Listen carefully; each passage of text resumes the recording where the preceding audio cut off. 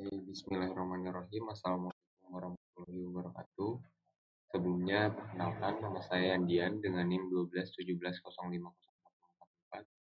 Di sini saya akan mencoba menjelaskan kode dari Ryu ya.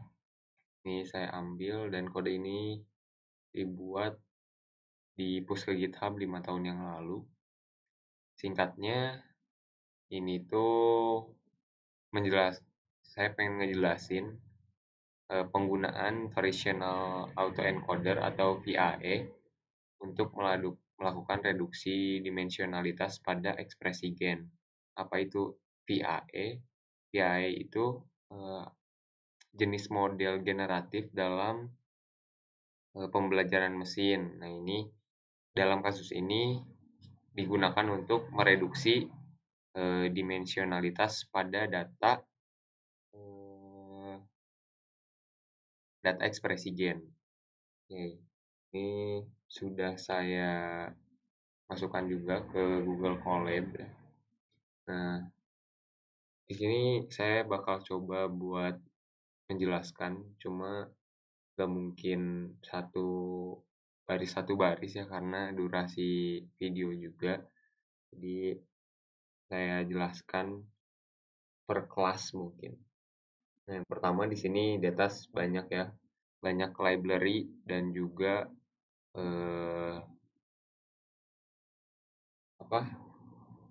utilities yang digunakan. Lalu di baris, sebelumnya mohon maaf juga bila mana suara ya, saya. Nah, ini untuk depth sampling. Nah, fungsinya buat apa sih si sampling ini? Argumen sampling tuh yang pertama ini tuh untuk melakukan reparameter trik gitu ya. Diperlukan buat model yang ditrain itu bisa propagasikan kembali. Lalu ada zmin ya, zmin, zlog. Ya, ini tuh dua parameter yang digunakan untuk menghasilkan vektor laten. Lalu ada variabel epsilon juga. Ini tuh sampel dari distribusi normal standar dengan bentuk yang sama dengan zmin. Nah, si vektor laten Z ini dihasilkan menggunakan rumus dari reparasi meter trik yang disampaikan sebelumnya. Lalu ada kelas custom variational layers. Nah, ini fungsinya kelas keras yang mewarisi dari layer.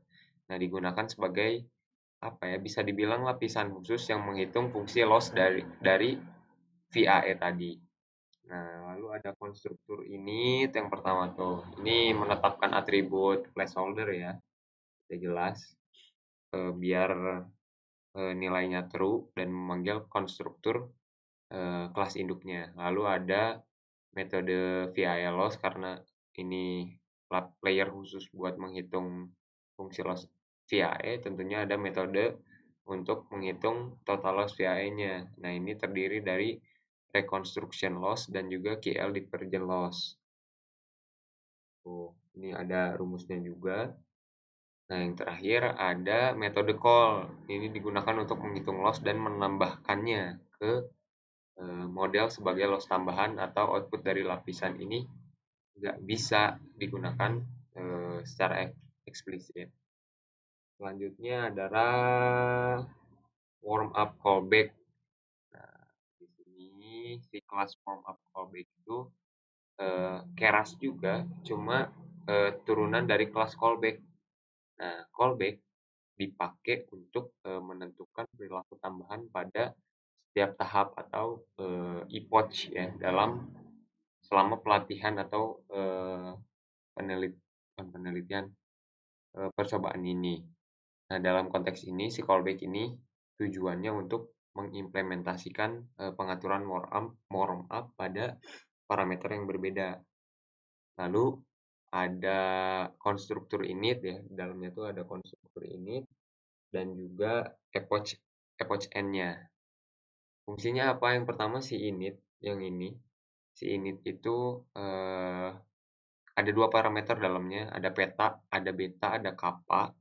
Nah, parameter yang si beta ini parameter yang diatur untuk pelatihan model, sedangkan kappa nilai yang digunakan untuk menambahkan beta setiap kali on epoch n itu dipanggil.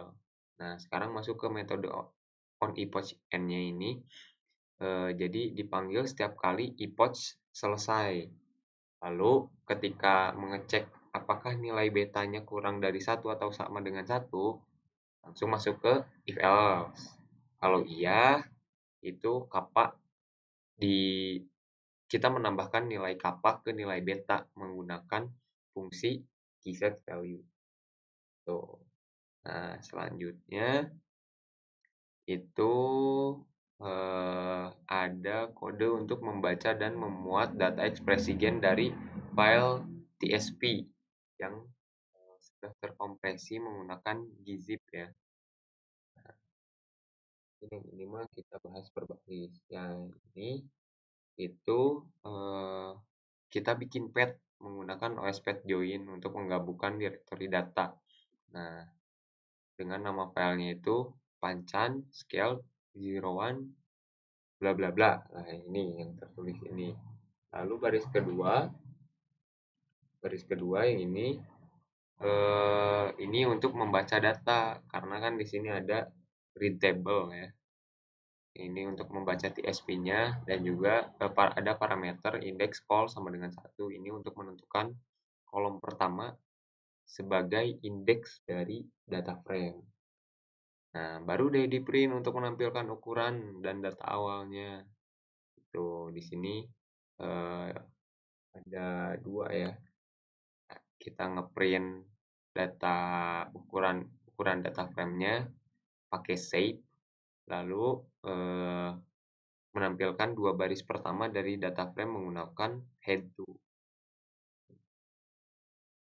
Dan ini data yang muncul ketika kode ini dijalankan. Tuh. Nah, selanjutnya ini split 10% tuh kita ngebagi dataset ekspresi gen menjadi dua bagian. Nah, satu bagian untuk data pelatihan, ini kan masuknya ke train DF gitu. Dan juga yang lainnya untuk di dites, diuji. Namanya tes DF. Gitu. Ini ngecek RNA-nya. Nah, ada juga presentasi pembagiannya. Ini ditetapkanlah 0,1 untuk dijadikan sebagai data yang diuji ini 0,1.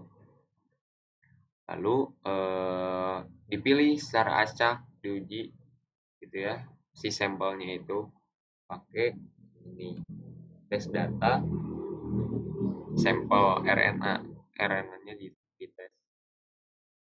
Nah, yang terakhir penghasilan datanya atau trend DF. Nah, langkah-langkah yang di atas ini itu memisahkan dataset ekspresi gen menjadi data pelatihan dan juga data uji. Mungkin selanjutnya adalah ini hyperparameters yang diperlukan untuk melatih VAE.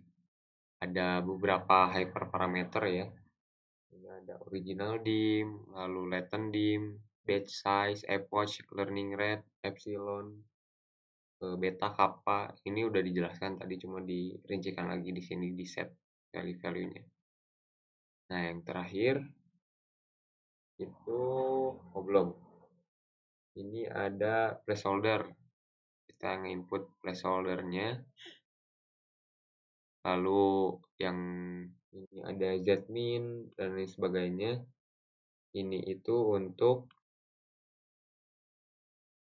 min and log variance vektornya. Jadi untuk memproyeksikan input ke dalam vektor mean. Tuh, yang terakhir ini sampling layer z lambda bla bla bla. Ini biar kita bikin layer lambda untuk menghasilkan fungsi sampling ke vektor mean dan log variance. Output dari layer ini itu menghasilkan trik reparameter yang disebutkan sebelumnya. Lalu selanjutnya ini untuk reconstruct ya. Ini untuk reconstruct itu ada kode ini pakai layer dense untuk memproyeksikan vektor laten Z ke dalam ruang dimensi original DIM. Nah, ada beberapa yang harus ditempuh gitu ya. Nah, ini yang pertama inisialisasi bobotnya dulu pakai Glorot Uniform. Lalu fungsi aktivasi yang dipakai itu sigmoid.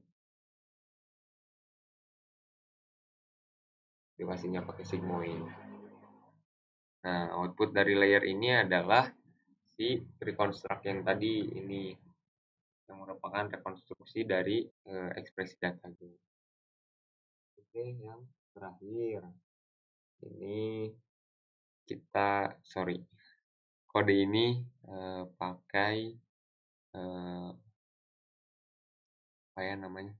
algoritma optimasi Adam dengan tingkat belajar atau di sini disebutkan learning rate-nya itu sudah ditentukan. Lalu masuk ke PA layer-nya. Ini pakai kelas yang tadi, yang custom variation layer. Ini bakal mengimplementasikan fungsi loss PAE yang dihubungkan dengan input RNA-seq input dan juga RNA-seq reconstruct yang sudah dibuat tadi atau sudah dijalankan tadi. Lalu masuk ke model VA-nya. Nah, model VA-nya ini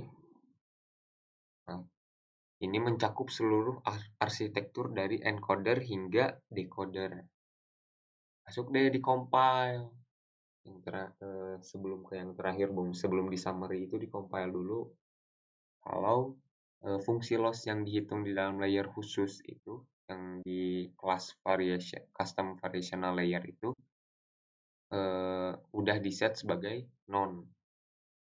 Baru deh yang terakhir itu di summary atau ditampilkan ringkasannya arsitektur dari model PI itu, termasuk layer-layer, jumlah parameter, dan juga shape-nya itu ditampilkan.